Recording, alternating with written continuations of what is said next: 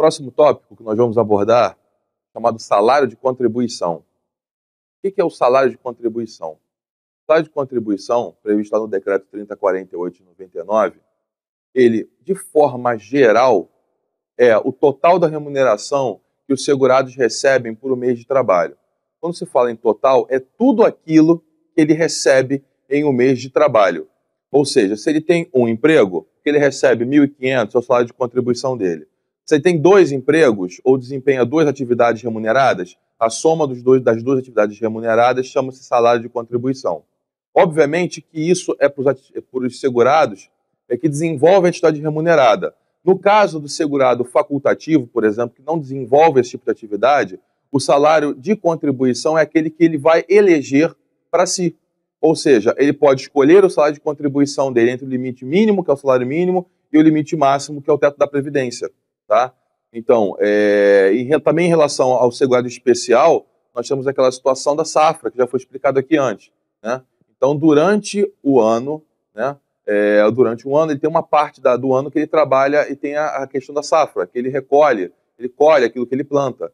Então, ele vende aquela produção rural dele, o total da produção rural seria o salário de contribuição sobre o qual vai incidir a alíquota de contribuição. Tá?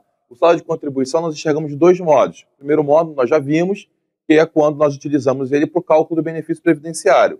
E aqui no caso do custeio, em relação à incidência da tributação.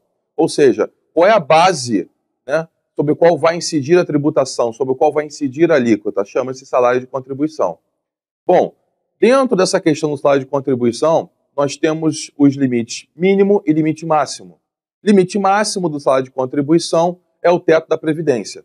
Esse teto, ele não alcança o segurado especial, tá? Porque ele, durante o ano, né, já sabemos disso, ele tem só aquele período da safra, então se por acaso ele consegue vender a produção rural dele no mês acima do teto da Previdência, a alíquota de 2,1 vai incidir sobre aquilo que ele vendeu. Então, se ele conseguiu no mês, com a safra dele, R$10.000, ultrapassou o teto, que é 3.700, vai incidir a alíquota de 2,1 sobre aquilo, tudo sobre o qual ele vendeu.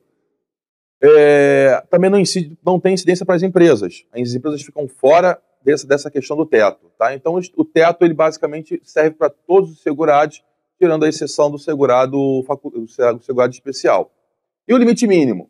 O limite mínimo é o salário mínimo ou então o piso salarial da categoria. Se nós temos um piso salarial da categoria, é esse que vai ser colocado como limite mínimo e não o salário mínimo. Esse é o primeiro ponto do salário de contribuição. Isso não tem muita controvérsia porque isso aí é tranquilo. O que geralmente é pedido em prova? Quais são as questões que caem em prova de salário de contribuição? São em relação às parcelas integrantes e não integrantes do salário de contribuição. Ou seja, são as parcelas que são tributadas e as parcelas que não são tributadas para efeito previdenciário. Ou seja, as parcelas que incidem a alíquota e as parcelas que não incidem a alíquota.